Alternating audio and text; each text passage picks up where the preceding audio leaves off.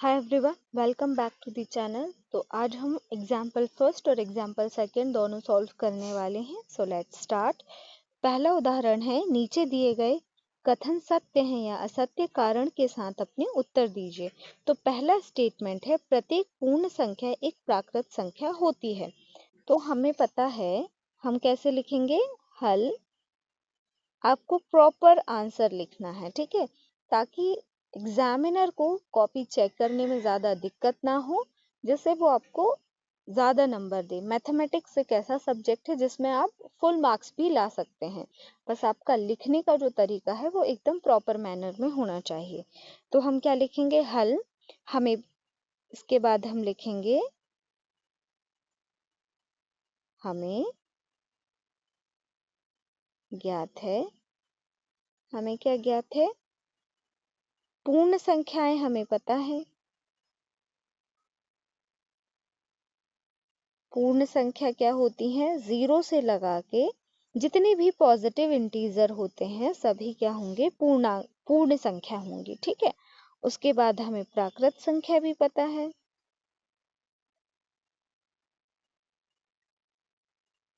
प्राकृत संख्या कहाँ कहाँ से स्टार्ट होती है? एक से। एक, दो, तीन, और ये भी जाती है अनंत तक, ठीक है। तो यहाँ हम देख रहे हैं एक, दो, तीन तो है प्राकृत संख्या। क्या जीरो है प्राकृत संख्या? नहीं। तो हम उत्तर में क्या लिखेंगे? कथन कैसा है? कथन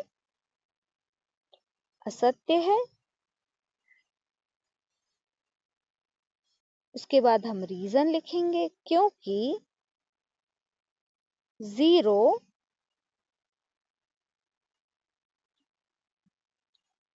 प्राकृत संख्या नहीं है।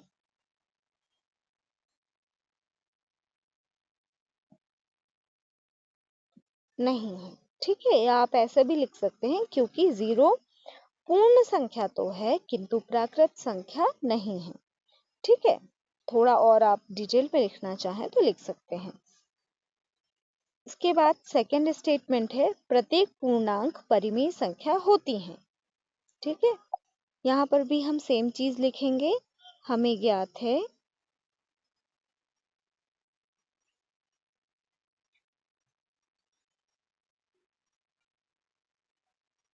पूर्णांक क्या होते हैं।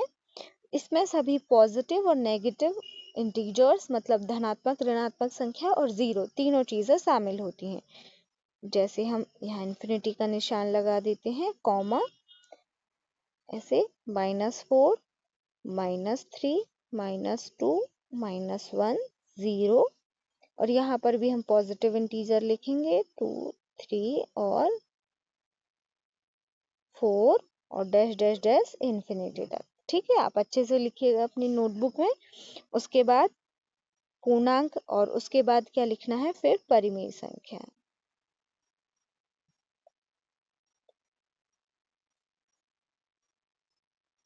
परिमेय संख्या क्या होती है? जिन्हें हम पी वाई क्यू के फॉर्म में लिख सकते हैं। अब देखते हैं, क्या आप -4 को पी वाई क्यू के फॉर्म में लिख सकते हैं? -4 को हम -4/1 लिख सकते हैं। इसके साथ ही हम 0 को भी लिख सकते हैं 0/1। तो मतलब हम सभी पूर्णांकों को परिमेय संख्या के रूप में लिख सकते हैं। इसलिए कथन क्या हो जाएगा? ये सत्य हो जाएगा। और इसका जो रीजन होगा वो वैसे ही लिखना है, क्योंकि हम रीजन क्या लिखना है? क्योंकि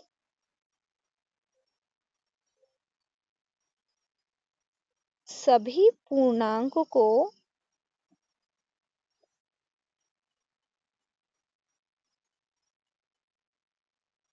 परिमेय संख्या के रूप में लिख सकते हैं, ठीक है।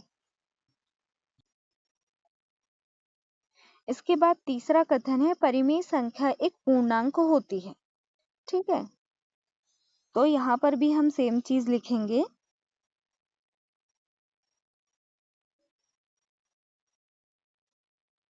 हमें ज्ञात है। अब आपको पता है परिमेय संख्या क्या होती है।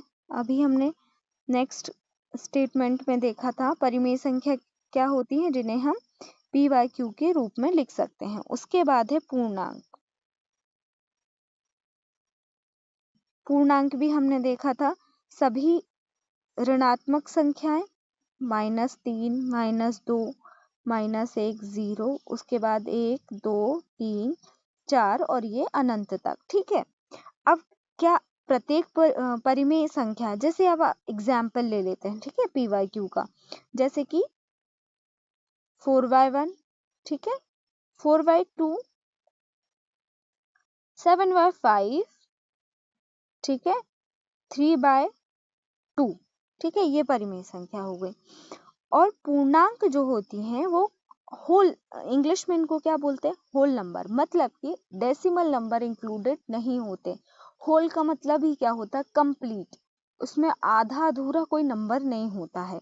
ठीक है, और परिमेय संख्याओं में डेसिमल नंबर भी होते हैं और सिंपल नंबर भी होते हैं, मतलब होल नंबर भी होते हैं। ठीक है, जैसे कि अगर आप 4/1 को देखो तो ये बेसिकली होल नंबर है। ठीक है, पर पूर्णांक में डेसिमल नंबर इंक्लूडेड नहीं होते हैं। अब जैसे कि 4, ये 4 है तो पूर्णांक, बट ये जो 7/5 है, अगर हम इसको सॉल्व करें तो ये क्या आ जाएगा, 5 1 जा 5, मतलब 5 एकम 5, उसके बाद 2 बचा, हमने डेसिमल लगाया तो 0 हो गया, 5 4 जा 20। तो हमारा जो आंसर आ रहा है वो कितना आ रहा है, 1.4, मतलब 1.4, जो कि पूर्णांक नहीं है, जो कि पूर्णांक नहीं है। मतलब प्रत्येक परिमेय संख्या पूर्णांक हो ये जरूरी नहीं है। तो यहाँ पर भी कथन क्या हो जाएगा, असत्य हो जाएगा। क्यों? क्योंकि पूर्णांक में दशमलव, जो दशमलव संख्याएं होती हैं वो इंक्लूडेड नहीं होती हैं। ठीक है, तो आप रीजन ऐसा लिख सकते हैं। अब हम एग्जाम्पल 2 सॉल्व करेंगे, जो है 1 और 2 के बीच 5 परिमेय संख्याएं ज्ञात कीजिए। हमें कितनी परिमेय संख्याएं ज्ञात करनी है, 5 परिमेय संख्याएं ज्ञात करनी है। ठीक है, अब यहाँ नोट लिखा है कि इन्हीं दो परिमेय संख्याओं के बीच अपरिमित रूप से अनेक परिमेय संख्याएं हो सकती हैं। नोट लिखने का सिंपल सा रीजन ये है कि हो सकता है मैं जिस मेथड से कराऊं उसका आंसर डिफरेंट आए, आपकी बुक में जिस मेथड से क्वेश्चन सॉल्व हुए होंगे उनका आंसर डिफरेंट आए, तो आपको चिंता करने की कोई जरूरत नहीं है, आंसर डिफरेंट हो सकते हैं, क्योंकि दो संख्याओं के बीच में परिमेय संख्याएं बहुत सारी होती हैं, अनेक परिमेय संख्याएं होती हैं। ठीक है, तो इसलिए आपको चिंता करने की कोई जरूरत नहीं है, जैसा मैं समझा रही हूँ आप वैसा भी लिखेंगे तो गलत नहीं होगा। तो चलिए शुरू करते हैं। इसमें राइटिंग थोड़ी सी गड़बड़ आ रही है, तो आप अपनी नोटबुक में अच्छे से लिखिएगा और एक प्रॉपर मैनर में लिखना है। ठीक है, आप जैसा अपनी नोटबुक में लिखेंगे वैसा ही आप एग्जाम हॉल में ही लिखेंगे। आप ऐसा नहीं सोच सकते कि आप नोटबुक में कैसे भी कचरा जैसे लिखते जाएं और आप सोचे नहीं मैं तो एग्जाम में बहुत अच्छा लिखूंगा, तो ऐसा बिल्कुल नहीं होगा। आपको डे 1 से एग्जाम की प्रिपरेशन करनी होगी। आप आज अपनी नोटबुक में जैसा लिखेंगे आपकी आदत वैसी ही हो जाएगी। ठीक है, तो आप जब अभी से एकदम साफ सुथरा और एक सीक्वेंस में लिखेंगे वैसा ही आप अपने एग्जाम में भी लिख कर आएंगे। ठीक है, तो आपको वैसे ही लिखनी है, मेरी राइटिंग को थोड़ा इग्नोर करिए और अच्छे से लिखिए। ठीक है, चलिए शुरू करते हैं। तो हल, ठीक है, 5 परिमेय संख्याएं ज्ञात करने हेतु। जब भी आपको जितनी भी परिमेय संख्याएं ज्ञात करनी ना उसमें +1 कर देना है। जैसे इसमें हमें 5 परिमेय संख्याएं ज्ञात करनी है तो 5 + 1।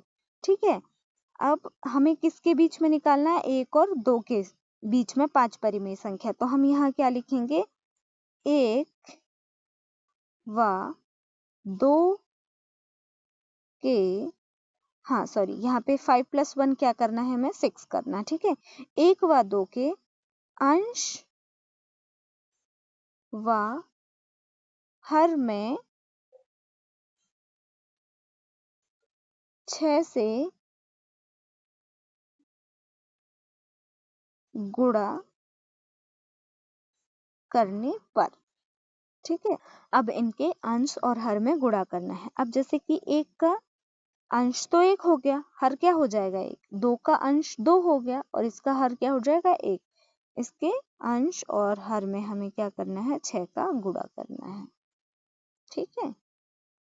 अब इनका जो आंसर आएगा, हाँ, इनका जो आंसर आएगा वो क्या हो जाएगा, यहाँ कॉमा लगाना है। ठीक है। 6 1 जा 6, 6 1 जा 6। ठीक है। और यहाँ आ जाएगा 12/6। अब देखो इनका जो हर है वो एक सा हो गया। अब आपको क्या लिखना है, 6/6, और आपको 12 जब तक ना आ जाए बढ़ाते हुए लिखते जाना है। ठीक है। जैसे कि 7/6, 8/6, 9/6, 10/6, 11/6, 12/6। तो आपको एग्जैक्ट 5 परिमेय संख्या मिल गई। ठीक है, मिल गई ना। ये देखो, ये आपकी हो गई 5 परिमेय संख्याएं। तो आप उत्तर में लिख सकते हो।